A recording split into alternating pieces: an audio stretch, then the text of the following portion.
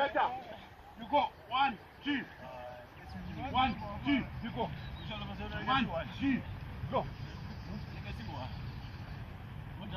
If I were to choose opponents, I would choose the weakest one. So I cannot choose our opponents. But I mean, in football, you know, there are no longer weak teams in Africa. Most of these teams have improved tremendously. So if there is no weak team, we will meet the winners, and we have to play hard to get to the next round. It's a great opportunity for us. A lot of players, we look at football differently.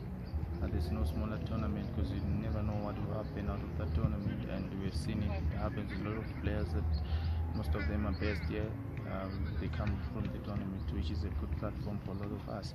So yeah, the nation is the former champions of the tournament, and the guys have set the level high for us, so we need to take it from there and not drop the standard. So we really need to take it more seriously, and hopefully we'll do the same thing.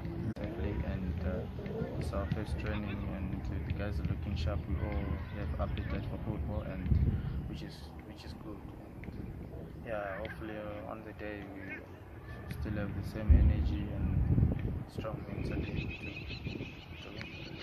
We've done it before. We went to Malawi actually long, and we managed to win.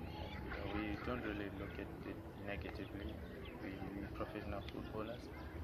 We have to deal with any circumstances that happens. We travel all over the Africa. We've seen worse things that can happen. So this is part of the game.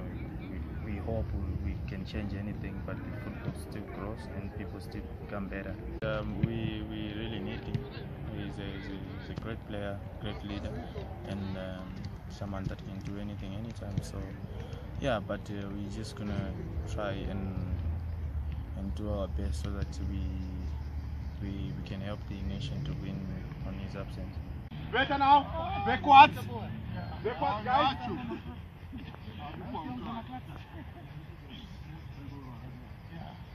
Twice.